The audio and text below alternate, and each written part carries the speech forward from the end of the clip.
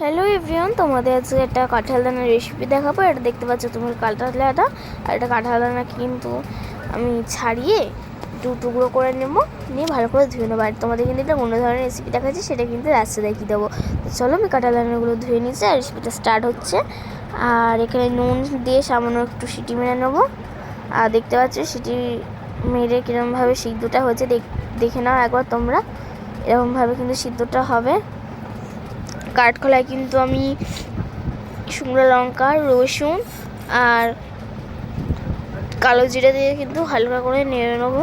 বেশি ভাজতে হবে না, নর্মাল একটা হালকা তাপ দিলেই হবে আগুনে, কিন্তু ভাজতে হবে হালকা করে। কাঠকলায় কিন্তু ভেজে নেব, আপনারা ভেজে নেবেন। এবার তারপর মিক্সি করে নেবো কিন্তু ওই উপকরণগুলো দিয়ে। তারপর দিয়ে দিচ্ছি ওর মধ্যে পেঁয়াজ, আর পেঁয়াজটা গ্রেট হয়ে যাওয়ার পর দিয়ে দেবো কাঁঠাল দানাগুলো সিদ্ধ করা। আর তারপর তেলের মধ্যে একটু কালো জিরে দিয়ে কাঁঠাল দানা যেটা মিশ্রণটা ছিল সেটা দিয়ে দিচ্ছি। আর নুন হলুদ দিয়ে অনেকক্ষণ ধরে নাড়তে নাড়তে দেখি এরকম ধরনের একটা কালার আসবে, খেতে কিন্তু দারুণ লাগবে। আর গরম ভাতে পরিশোধ, এটা তোমাদের কিন্তু দেখাচ্ছি কাঁঠাল দানার ভর্তা টাইপের এটা রেসিপি, আর খেতে কিন্তু দারুণ লাগবে গরম ভাতে। ভিডিওটি ভালো লাগলে লাইক, শেয়ার, কমেন্ট করবে ও সাবস্ক্রাইব করে দেবে, ফলো করে দেবে এই চ্যানেলটাকে।